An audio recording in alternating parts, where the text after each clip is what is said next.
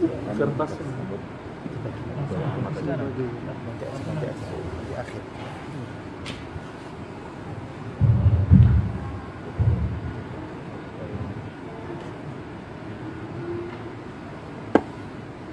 Assalamualaikum warahmatullahi wabarakatuh. Waalaikumsalam warahmatullahi wabarakatuh.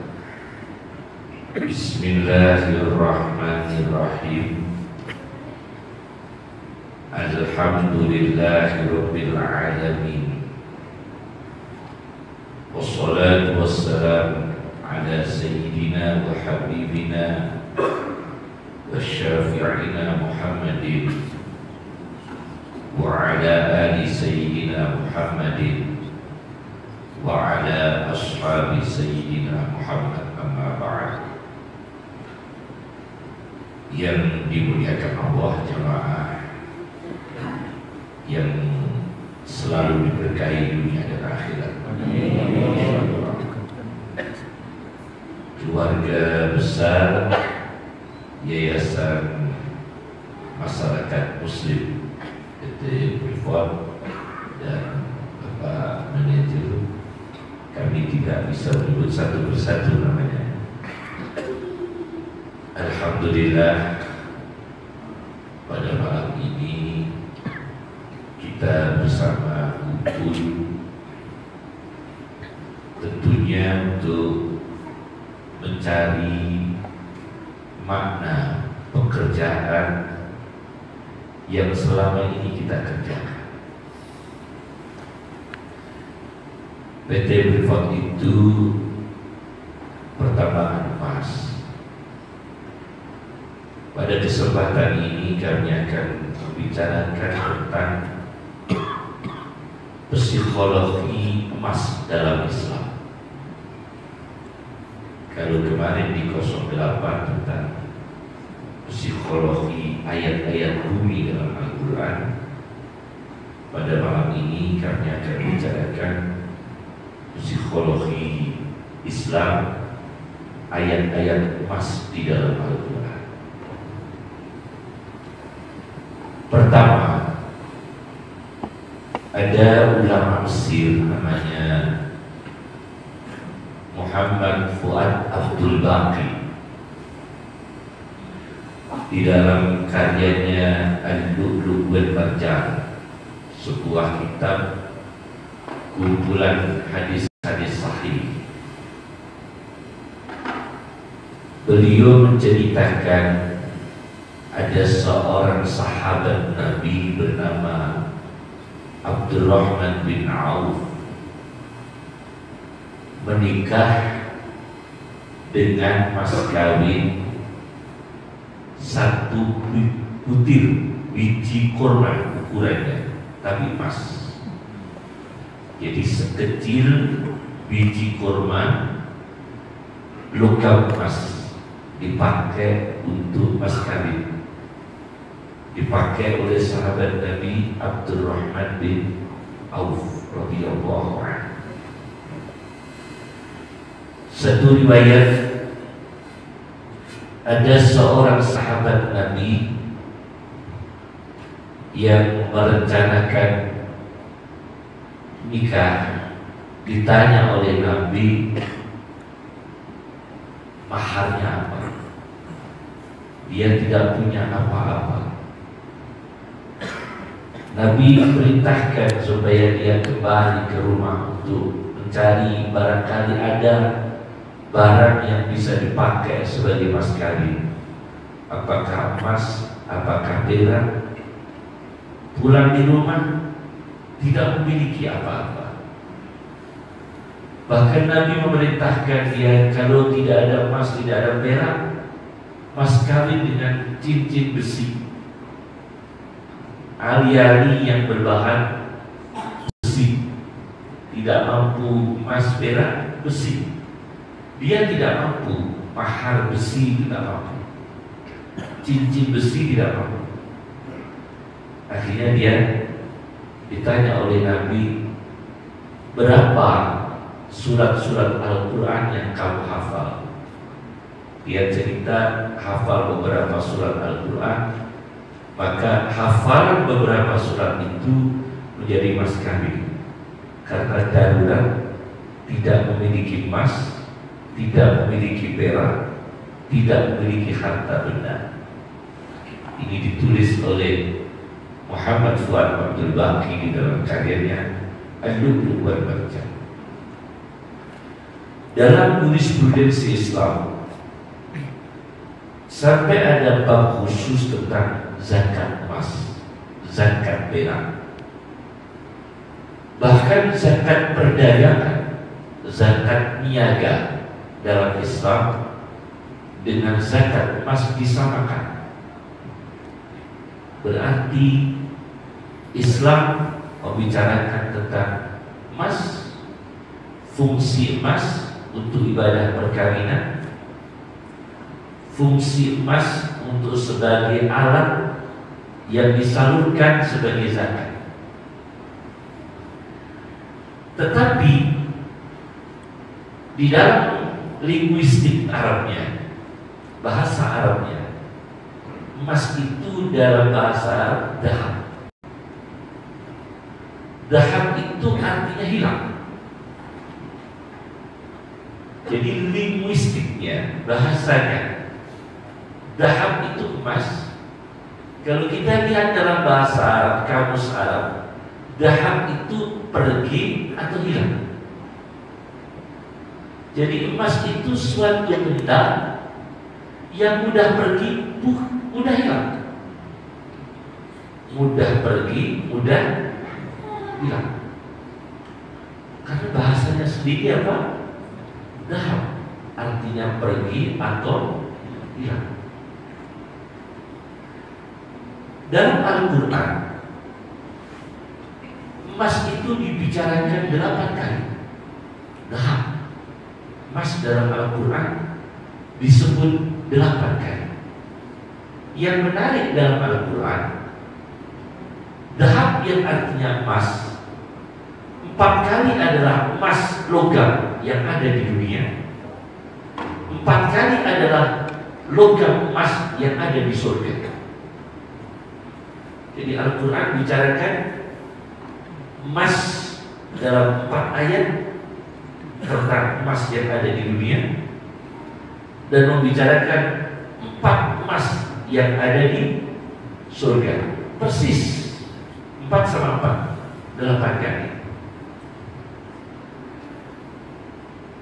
Maaf, kami harus memaparkan bagaimana pandangan Al-Quran terhadap emas, supaya kita tahu psikologi pekerjaan kita sendiri. Dan tentunya keintelektualan Islam harus sejujur-jujurnya. Bagaimana Islam bicara tentang emas? Pertama, emas dipandang oleh Al-Quran sebagai perhiasan. Dalam satu ayat disebutkan, Zuyyina linnasi hubbus syahawati. Manusia ini terpesona, terhiasi cinta syahwat. Apa syahwat manusia? Winan nisa'i, wanita. Wanita syahwat, tapi bisa positif. Dengan adanya wanita, kita punya istri yang sah, menurunkan generasi yang saleh, menurunkan generasi yang saleh. Jadi syahwat bisa dikelola dengan baik dengan hadirnya wanita yang saleh. Tapi juga syahwat bisa dikelola tidak baik, wanita yang membawa fitnah, wanita yang membawa kesengsaraan, wanita yang menjerumuskan kita. Itu mengelola syahwat wanita tidak baik. Atau kita yang menyiksa wanita, juga syahwatnya tidak dikelola dengan baik. Wal banin, anak itu juga syahwat. Karena lahirnya anak, reproduksi hasil dari perkawinan. Perkawinan dari reproduksi dari hasil perkawinan itu melalui syahwat. Lahirlah anak. Jadi anak itu hasil syahwat manusia. Syahwat perkawinan melahirkan anak. Yaitu apa? Anak yang soleh, dikelola dengan baik, hasil syahwatnya baik. Tapi kalau anak kita tidak kenal ilmu agama Allah, anak kita tidak kenal sholat, anak kita tidak kenal masjid, maka syahwat kita ini tidak dikelola dengan baik. Yang ketiga, wal qanatiril muqantarah, wal qanatiril muqantarati, yaitu harta yang menumpuk, harta yang dikumpulkan. Apa kata Al-Quran? Minaz zahabi emas, wal fiddati perak, wal khayli kuda. Emas, perak, kuda, dan sebagainya. Itu harta. Juga syahwat. Emas bisa menjadi syahwat yang baik apabila dizakati. Emas bisa menjadi syahwat yang baik, menjadi mahar perkawinan yang sah. Emas bisa menjadi syahwat yang baik untuk membantu pembangunan ibadah, pembangunan tempat-tempat ibadah kepada Allah. Emas bisa menjadi syahwat yang baik untuk menyumbangkan pendidikan. Itu emas. Tapi juga bisa menjadi syahwat yang tidak baik. Dengan emas kita lupa dari diri kita sendiri. Emasnya belum hilang, kitanya sudah hilang. Emasnya kita raih, bahkan umur kita ini sudah meninggal dulu, emasnya masih. Kita punya uang banyak, uangnya masih, nyawa kita sudah hilang. Berarti nyawa kita mendahului kekayaan kita. Atau kemudian kita menyesal menjelang meninggal dunia karena kekayaan yang diberikan Allah kepada kita ini kita pakai untuk perkara yang tidak diridhoi Allah. Itu juga mengelola kekayaan, termasuk emas, syahwat yang tidak baik. Daham, perak, fiddah perak, dan kuda dan sebagainya.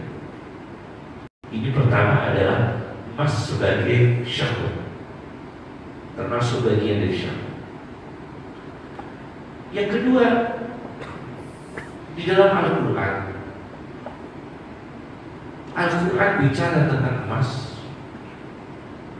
sebagai simpanan yang tidak baik. Al-Quran bicara begitu, yaitu orang yang menyimpan emas tidak berzakat,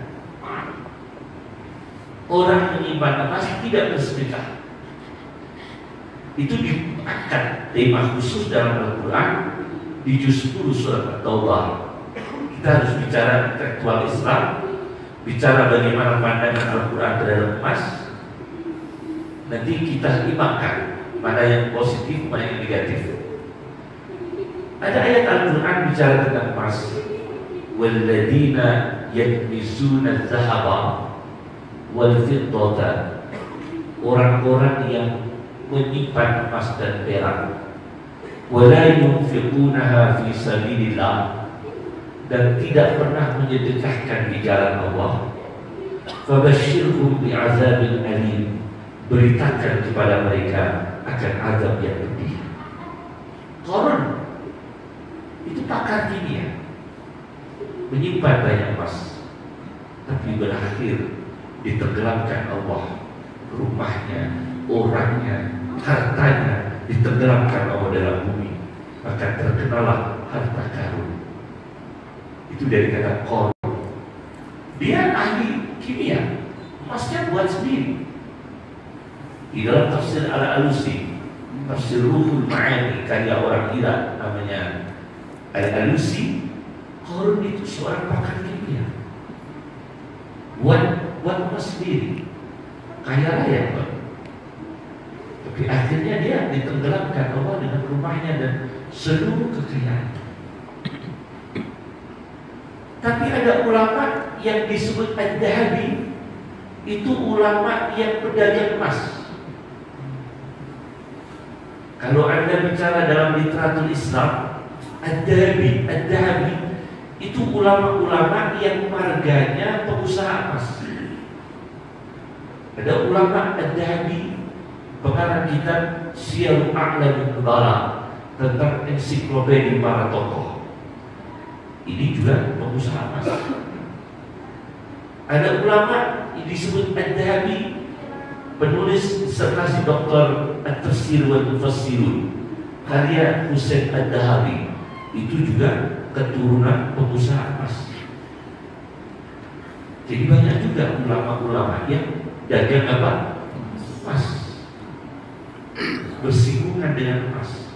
Tapi banyak juga orang-orang yang diazab Allah karena emas. Maka ini kita timbangkan orang-orang yang menyimpan emas dan perak dan tidak menyedekahkan emas dan perak di jalan Allah, maka beritakan gembira kepada mereka, beritakan kepada mereka akan azab yang pedih. Sebagai ilustrasi kasus, izinkan kami mengangkat satu kasus ada di Arab Saudi.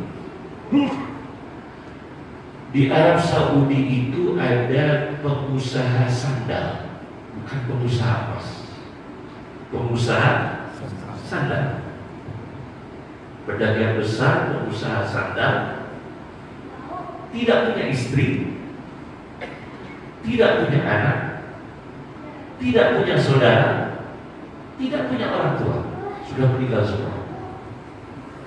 Hidup sebatakan. Dia kaya raya, pengusaha sandal. Banyak menyimpan uang logam emas yang disebut dengan dinar. Dinar itu uang logam apa? Emas. Dinar. Di dalam Al-Quran uang logam emas, koin emas disebut hanya satu kali. Dinar itu logam emas, koin emas disebut dalam Al-Quran satu kali. Tapi sayangnya pengusaha sandal ini banyak uang yang logam emas, sangat kikir, tidak punya istri, tidak punya anak, tidak punya orang tua, tidak punya saudara, sangat kikir, luar biasa kikir. Sebelum meninggal dunia dia berpikir, kalau saya meninggal dunia, maka uang logam emas ini, koin-koin emas ini akan direbut orang lain. Bagaimana ini supaya orang lain tidak mengambil apa yang kami simpan, yaitu logam emas? Maka dia menyediakan minyak gas, zinc.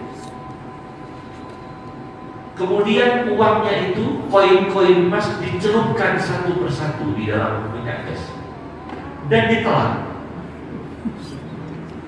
Pokoknya sebelum mati jangan ada orang mengambil emas saya, dan setelah saya mati jangan ada orang mengambil emas saya. Saking kikirnya dia. Ini terjadi di Arab Saudi abad 20. Jadi baru sudah bersinggungan dengan emas ya. Dia celupkan koin emas dalam minyak gas, telan satu, celupkan lagi, telan satu lagi, celupkan lagi, telan satu lagi. Perutnya besar, bukan karena daging, bukan karena obesitas, karena penuh dengan apa? Logam emas. Terjadi. Ketika melakukan itu ternyata ada tetangga yang mengintip. Ada tetangga yang mengintip. Singkat cerita, pengusaha sandal ini meninggal dunia. Meninggal dunia. Tidak punya saudara, tidak punya anak, tidak punya istri. Akhirnya tetangga yang merawat jenazahnya. Setelah dimakamkan, tetangga yang melihat itu memberikan tanda di mana letak kuburnya, merencanakan untuk mencuri isi emas, mencuri isi perut yang menyimpan apa? Koin emas. Setelah dikubur, tetangganya itu menunggu sepinya orang, bawa cangkul, bawa pisau, bawa cangkul, bawa pisau. Mulai kanan, mulai kiri, belakang, depan, sepi, dia cangkul kuburnya. Setelah dicangkul kuburnya, Sudah kelihatan kafannya, dia robek kafannya. Setelah merobek kafannya, dia robek perutnya untuk mengambil koin emas. Maka dia menggerakkan tangannya untuk mengambil emas. Begitu menyentuh, belum mengambil, baru menyentuh, terbakar dia. Tangan orang ini terbakar, dan kulitnya berjatuhan. Luar biasa. Jadi logam emasnya orang kikir itu membahayakan.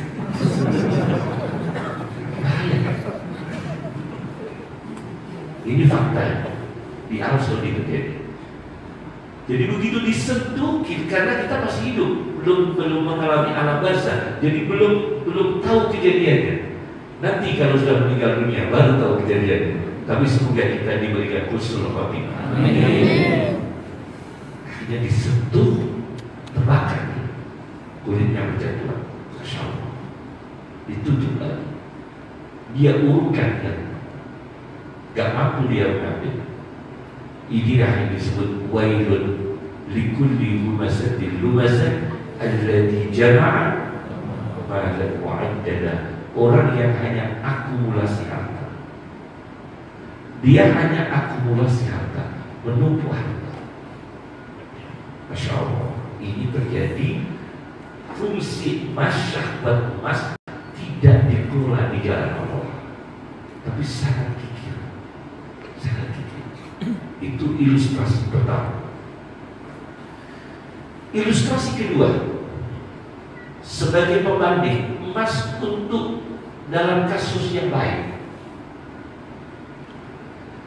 Suatu ketika putri Nabi SAW bernama Fatimah radhiyallahu anha membawa rantai emas. Nabi tidak begitu suka putrinya itu menunjukkan emas. Emas halal bagi wanita, emas halal bagi muslimah, tetapi Nabi mensterilkan keluarganya tidak pakai emas. Karena Nabi itu percontohan sebagai figur supaya orang miskin juga lega hatinya, karena tidak melihat Nabi itu mewah hidupnya. Bagaimana kalau Nabi itu mewah? Psikologis masyarakat bagaimana? Maka halal muslimah pakai emas, pakai kalung, pakai gelang, pakai cincin. Tapi Nabi sendiri, istrinya tidak pakai, keluarganya tidak pakai, dan dilarang oleh Nabi. Halal tapi dilarang. Karena ini Nabi sebagai tokoh percontohan yang harus membaca, yang harus ada rasa empati dengan psikologi umat. Tentunya Nabi itu imamnya orang-orang yang empati. Fatimah radhiyallahu anha membawa rantai emas. Nabi tidak begitu suka, tidak suka menunjukkan rantai emas. Akhirnya Fatimah faham kalau Nabi tidak suka rantai emas itu dijual di pasar. Setelah dijual di pasar, Nabi juga belum puas, masih menyimpan uang hasil penjualan rantai. Ayat ketiga tentang emas dalam Al-Quran, فَلَنْ يُقْبَلَ مِنْ أَحَدِهِمْ مِلْءُ الْأَرْضِ ذَهَبًا وَلَا يُفْتَدَى بِهِ. Besok pada hari kiamat kita tanggung jawab dengan amal kita, tanggung jawab dengan perbuatan kita, dan tidak bisa orang menembus dirinya besok hari kiamat menyerahkan emas sepenuh isi bumi. Misalnya kita di akhirat membawa emas sepenuh isi bumi, kemudian kita setorkan kepada Allah supaya Allah membebaskan kita dari api neraka, tidak bisa diterima. Itu kita bawa emas seisi bumi, dan itu pun tidak terjadi. Orang di hari kiamat bawa emas seisi bumi, bawa emas 1 gram aja enggak. Berarti besok di hari kiamat itu manusia tidak bisa menebus Apabila dia memang ditakdirkan Allah menjadi orang yang celaka, meskipun memiliki emas sepenuh isi bumi, Masya Allah. Coba direnungi. Kami pernah membicarakan tentang mata uang logam dengan salah satu tokoh, dan karena Pak Winas tidak ada ini, kami harus ada titipan dari sahabat kami itu, ada titipan salam untuk Pak Winas. Kayak kemarin kami sudah SMS-an dengan Pak Winas beberapa kali yang sebelum kesini, karena sahabatnya Pak Winas itu ada sahabat kami sudah cukup lama, alhamdulillah. Semoga kami hadir di sini kita mendapatkan berkah semua. Kami sendiri juga mendapatkan berkah, terutama berkah silaturahim, berkah ukhuwah Islam, berkah ukhuwah imaniyah, dan berkah dakwah di jalan Allah. Ada beberapa pembicaraan tentang mata uang logam emas. Begini, kita nanti terakhir saya akan membawa pembicaraan pada emas dalam pandangan Islam di akhir zaman. Bagaimana emas menurut pandangan Islam di akhir zaman? Memang uang yang paling kuat adalah logam emas dan perak. Maka di dalam Islam itu tidak ada uang kertas.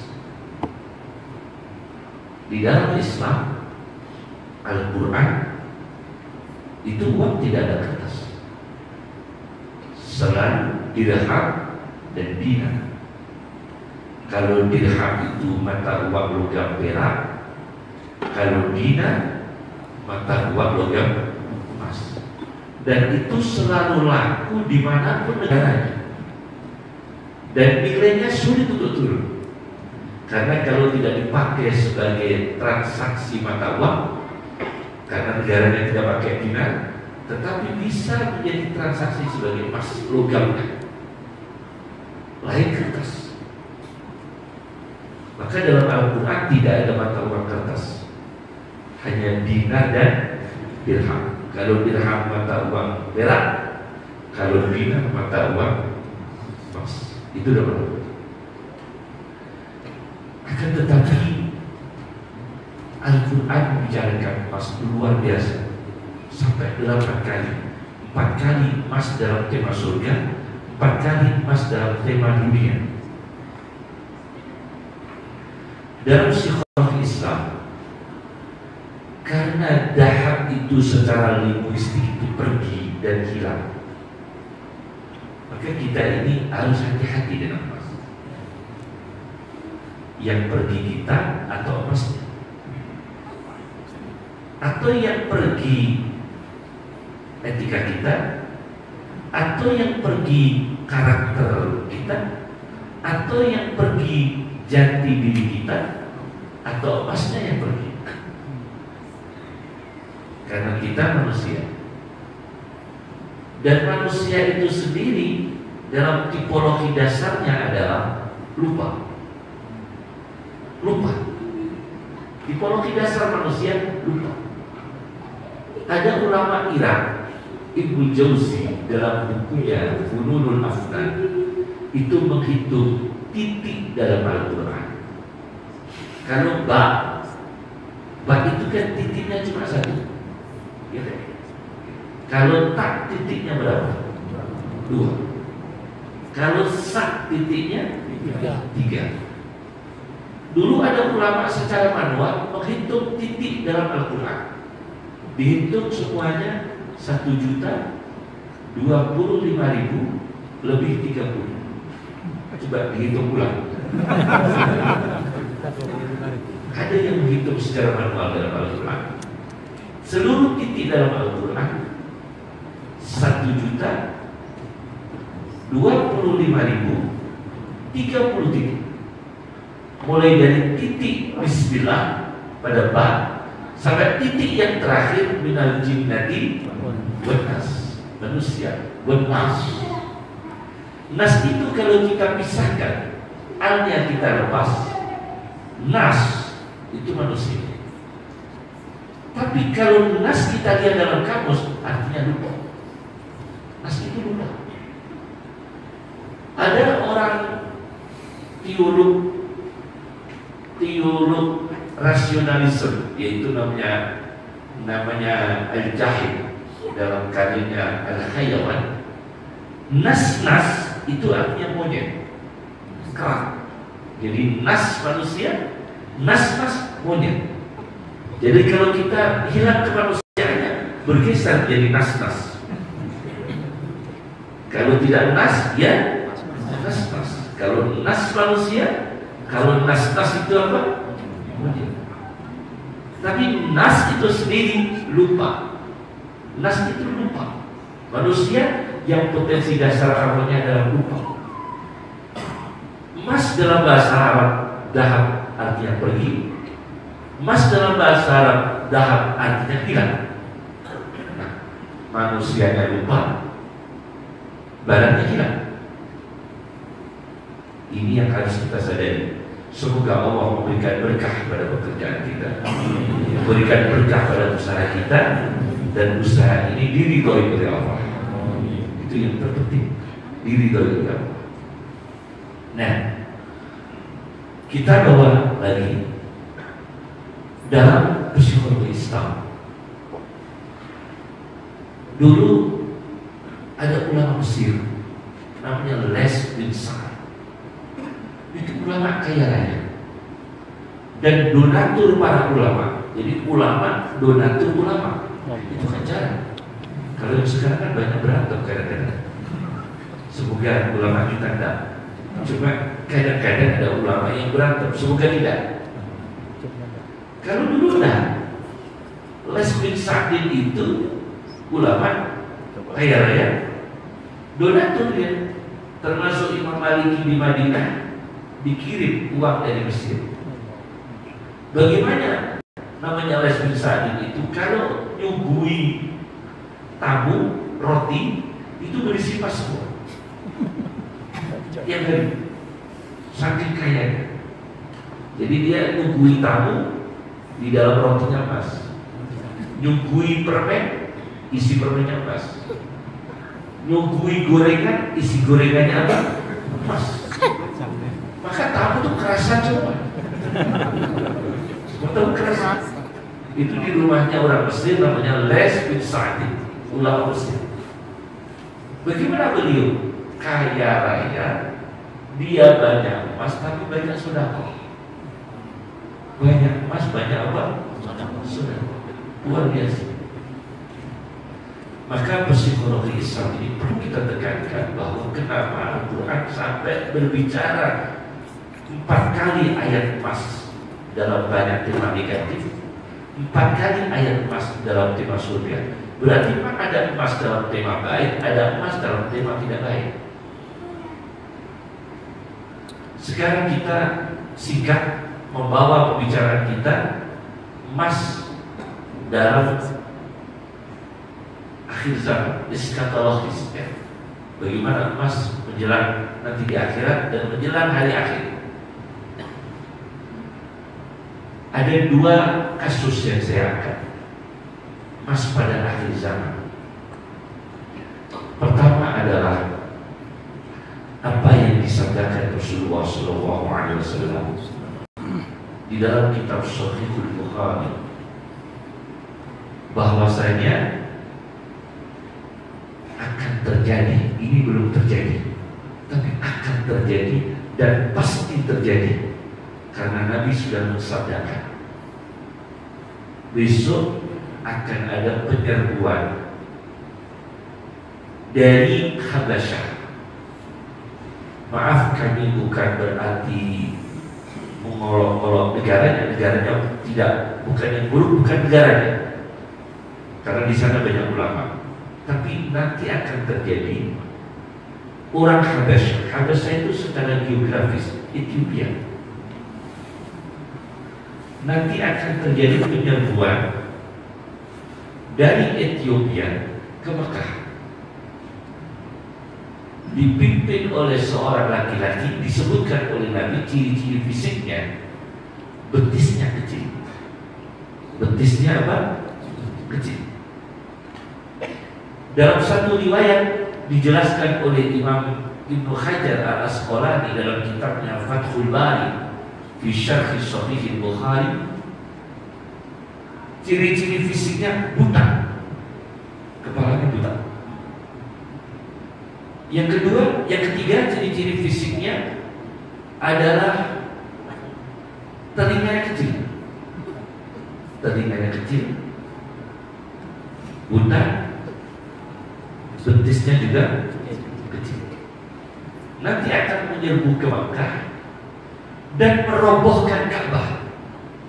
Batu Ka'bah itu, batunya Ka'bah itu diambil satu persatu, dicopot, dan tidak ada Ka'bah. Kemudian mengambil emas yang ada di bawah Ka'bah. Bahwa Ka'bah itu kan berisi emas sampai sekarang. Harus diketahui di bawah Ka'bah itu berisi apa? Emas sampai sekarang.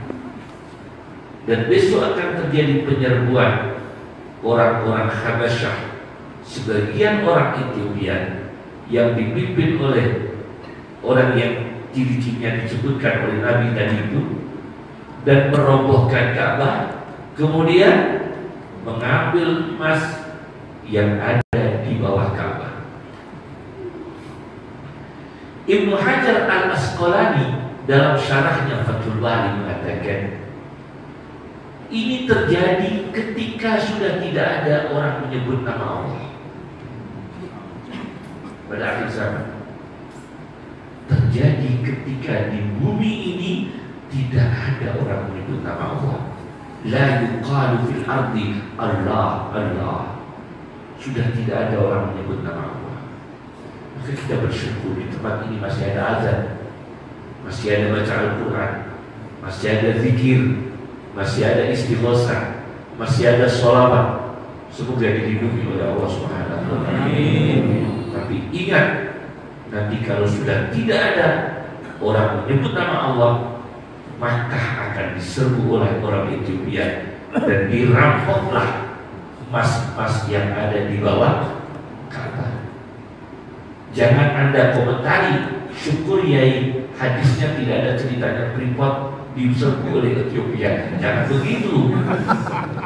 Komentarnya bukan begitu. Alhamdulillah yai yang diserbu bukan Freeport tapi Ka'bah. Jangan begitu.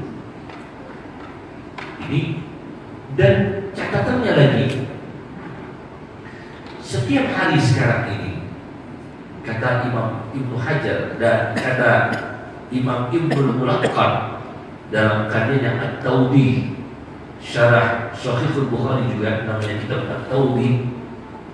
Kalau sekarang ini wali-wali Allah, orang-orang yang dekat Allah selalu tawaf. Terbenam matahari, ada wali-walinya Allah tawaf di Ka'bah. Terbitnya fajar, ada wali-walinya Allah tawaf di Ka'bah. Tapi pada nanti saatnya beliau sudah meninggal dunia, Ka'bah dicabut, sudah tidak ada Ka'bah. Dan ini ditandai, ingat kami, 7 tahun tidak ada orang pergi haji. Masya Allah. Ini peristiwa mutakhir menjelang kiamat dan pasti terjadi dan sudah dekat untuk terjadi. Kita ini jarang mengambil tema bagaimana pengajian menyongsong kiamat, kejar.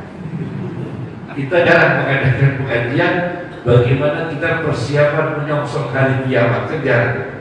Padahal kata Rasulullah, orang yang cerdas itu orang yang mempersiapkan diri menghadapi kematian, dan kiamat sudah dekat. Ini peristiwa mutakhir menjelang hari kiamat yang bersinggungan dengan emas. Yang kedua, juga ada di dalam Sahih Bukhari, ada di dalam Sahih Muslim, di dalam Sahih Muslim. Sungai Efrat Dalam tulisan Arabnya itu Furat. Kalau Dijlah itu Tigris. Kalau Efrat itu Furat. Secara geografis ada di Irak dan Syria. Sungai Efrat ini ada di Irak, juga ada di Syria. Hari ini masih bentuk sungai, tapi pasti terjadi. Kita tunggu terjadi, tapi semoga kita tidak menjumpai. Sebaiknya kita tidak menjumpai. Sudah soal kehadiran Allah Subhanahu wa Ta'ala dengan husnul khotimah.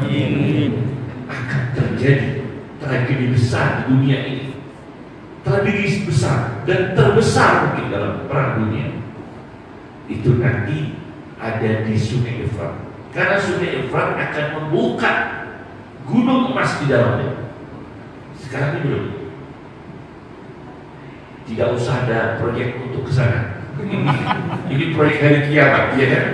Ini proyek hari kiamat. Sungai apa? Efrat, bukan Privat, tapi Efrat. Alhamdulillah ya. Bukan di Timika, tapi di Syria. Jadi jangan kita mencoba-coba untuk ekspansi ke sana, karena itu nanti terjadi menjelang kiamat. Bagaimana ekspansi di sana? Besok seluruh dunia akan ekspansi emas ke sana semua, dan dengan perang. Setiap 100 orang yang meninggal 99. Itu sabda Rasulullah SAW. Alhamdulillah di Indonesia diberkahi oleh Allah. Semoga dilindungi oleh Allah. Dilindungi oleh Allah. Dan itu akan terjadi. Dan ini belum terjadi. Jadi besok dunia akan melihat ke sana semua. Negara-negara dunia akan ke sana semua. Maaf, tidak menyebut negara lain Rasulullah, hanya Efrat. Jadi ke sana, orang akan perang ke sana untuk merebut gunung emas yang ada di bawah Sungai Efrat.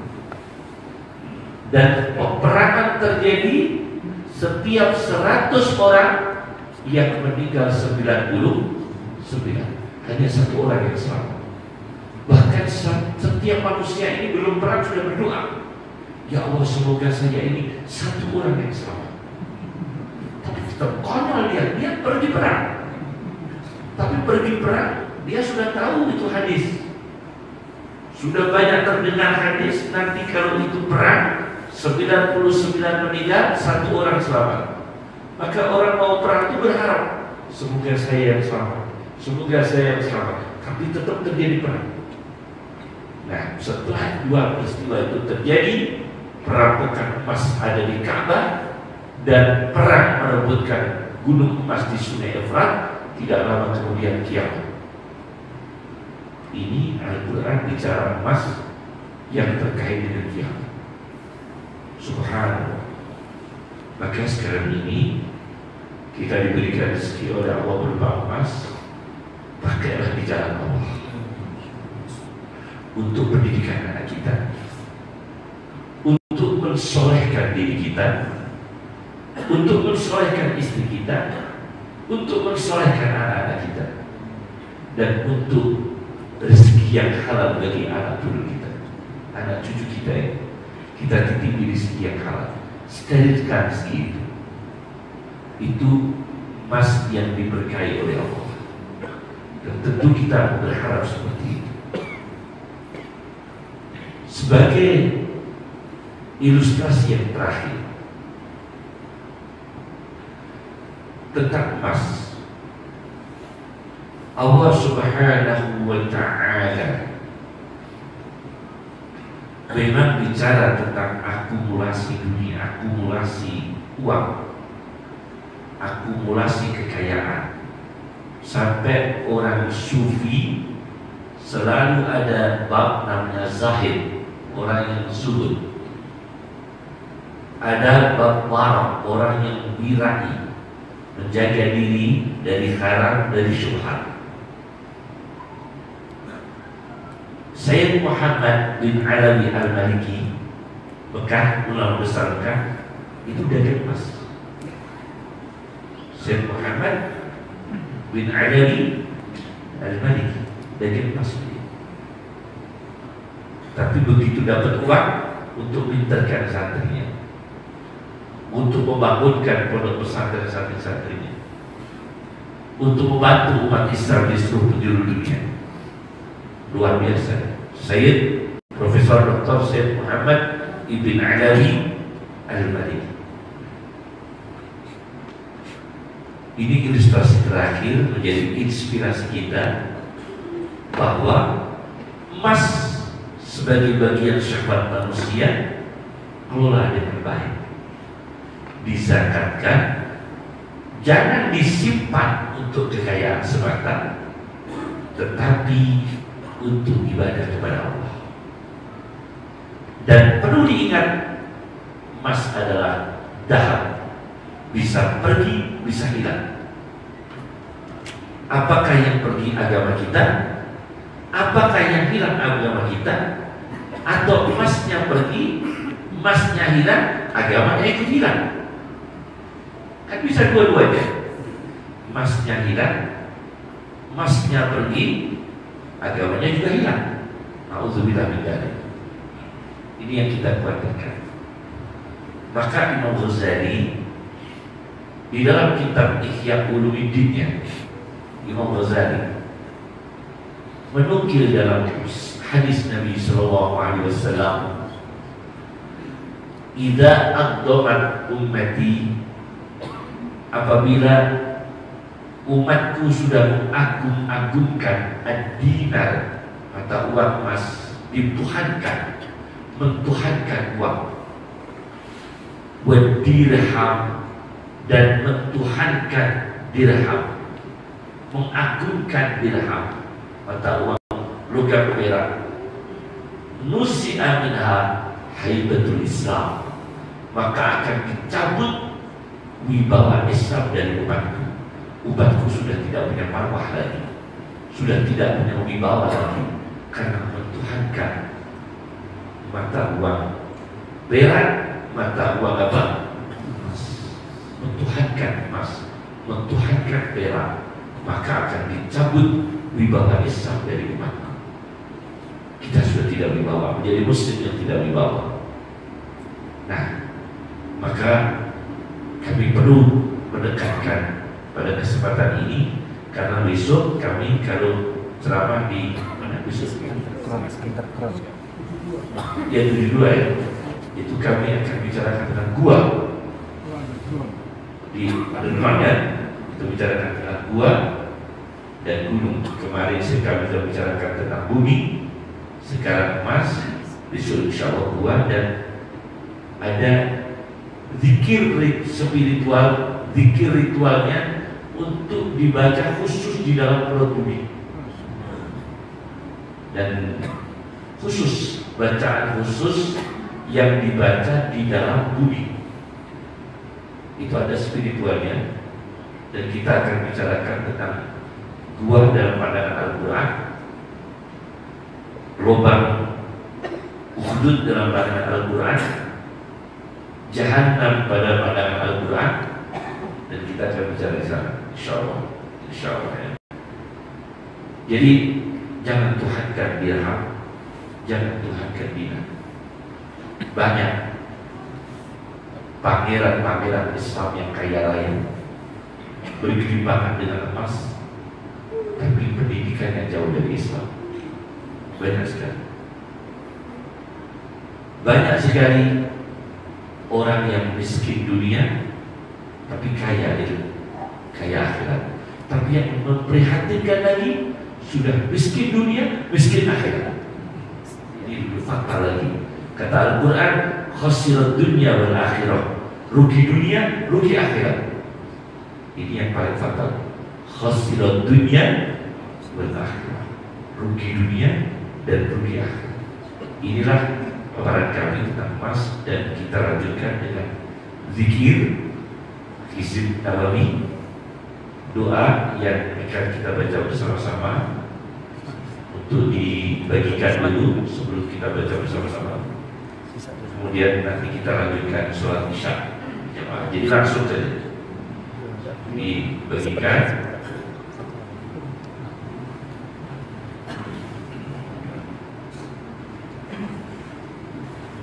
Ya.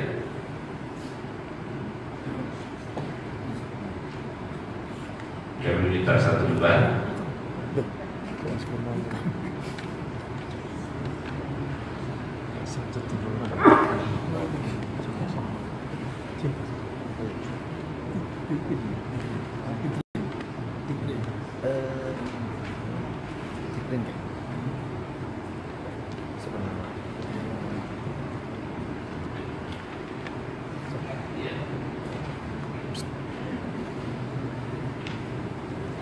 Ini doa disusun oleh Imam Nawawi. Di antara intisari doa ini adalah berdoa untuk keberkahan, keselamatan agama kita, anak, istri kita, keluarga kita, sahabat kita, rekan kerja kita, dunia kita, akhirat kita, dan harta kita. Doa mendapatkan keberkahan, keselamatan agama kita, keluarga kita, anak istri, sahabat kita, dan harta mereka juga harta kita sendiri. Ya. Urutan A, B, dan C ya.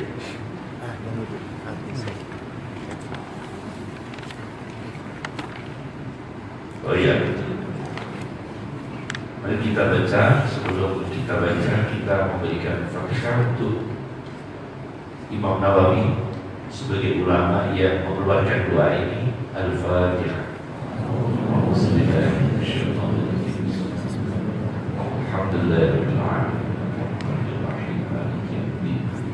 Iyyaka na'budu wa iyyaka nasta'in. Ihdinas siratal mustaqim. Siratal ladzina an'amta 'alaihim ghairil maghdubi 'alaihim waladdallin. Dari A.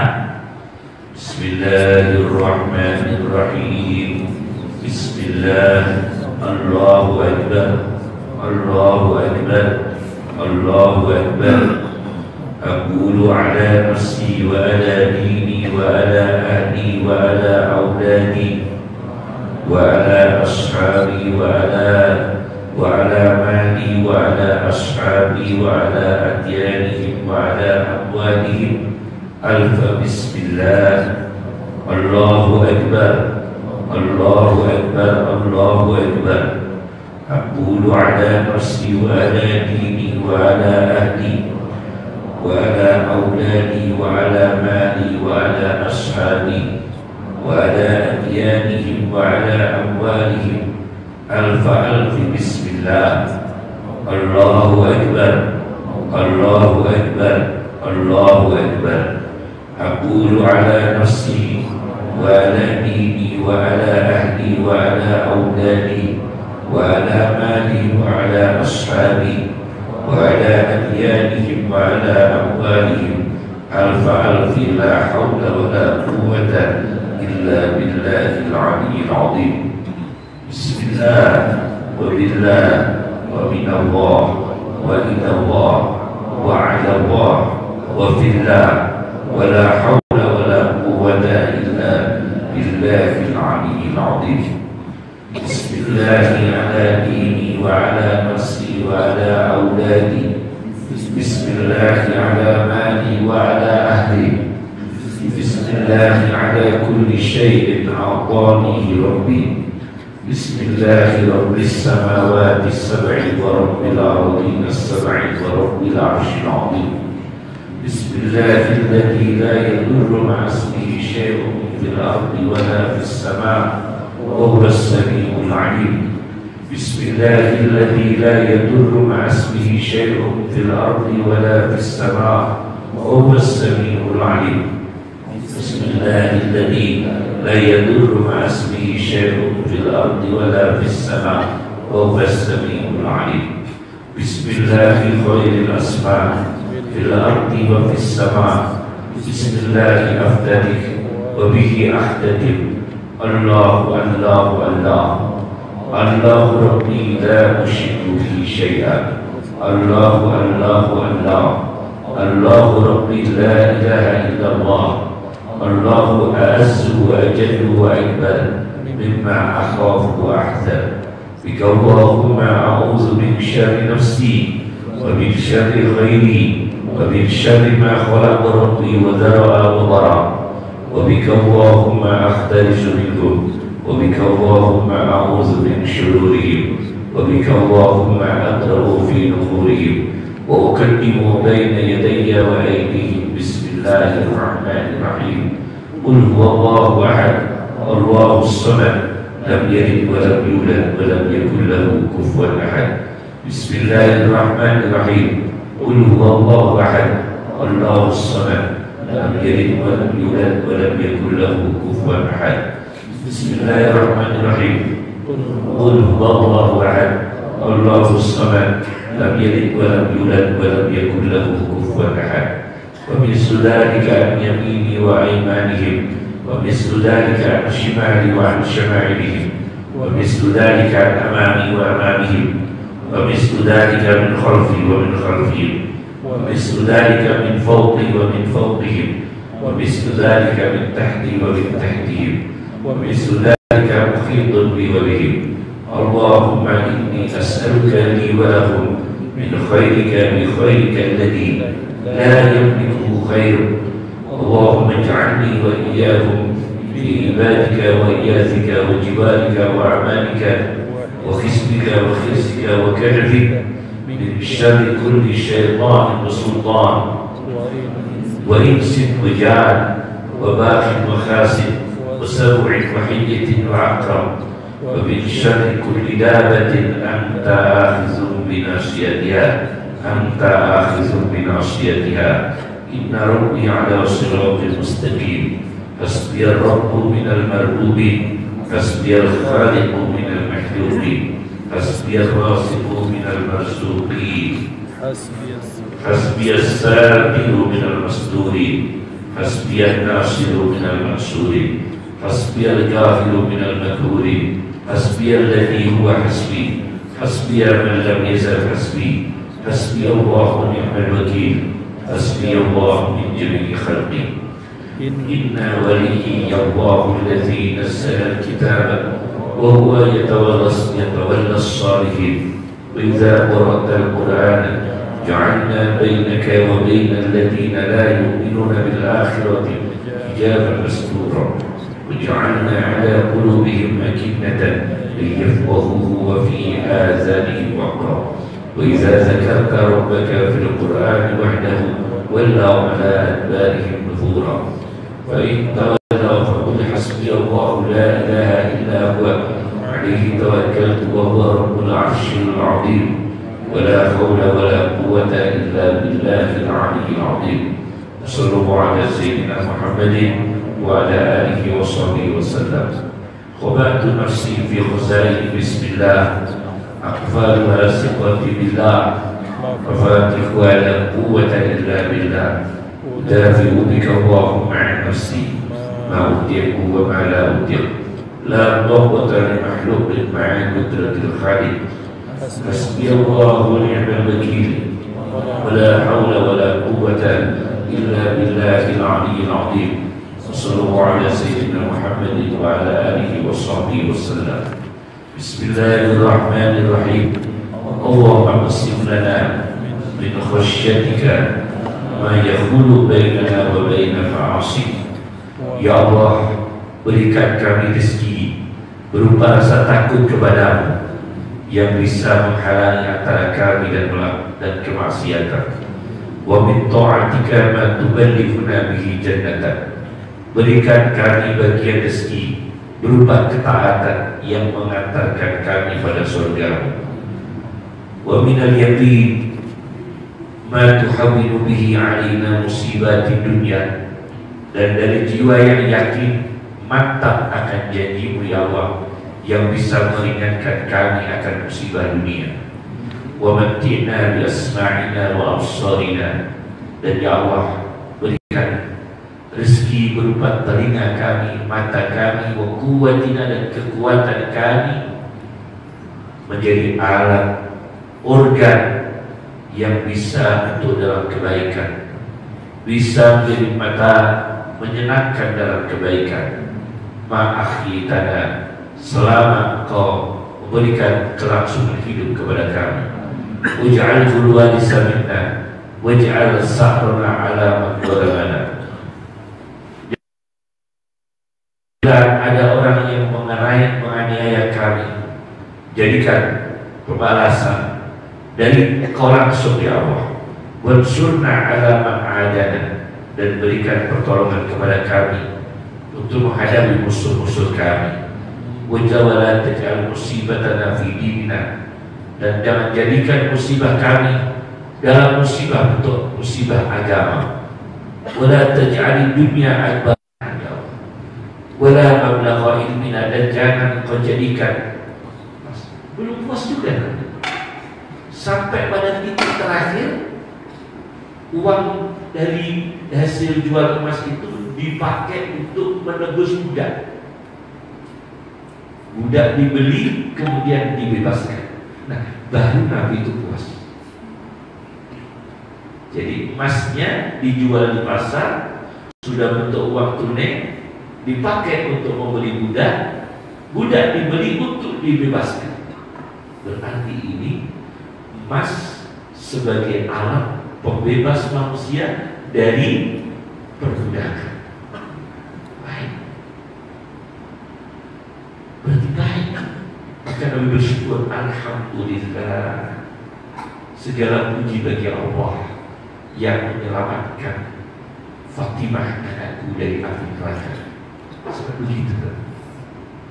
Saking bersyukurnya Fatimah tidak menyimpan rantai emas, justru membawa di merdekanya manusia menjadi merdeka dari perbudakan. Ini namanya emas dikelola dengan syahwat yang baik.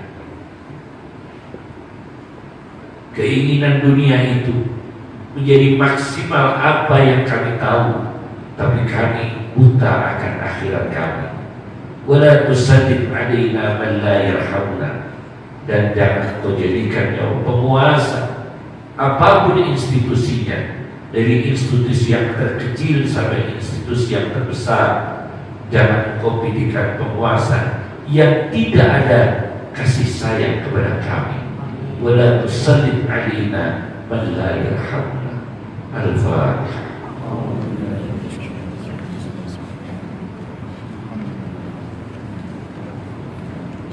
Kami mohon maaf apabila ada kekurangan dan khilaf, jadi pribadi kami mohon maaf sebesar-besarnya. Assalamualaikum warahmatullahi wabarakatuh.